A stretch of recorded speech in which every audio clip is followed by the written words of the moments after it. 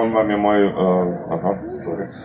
on je moj dragi prijatelj iz srednje škole pa na akademiji i mi smo tamo smo se dobro družili i našli.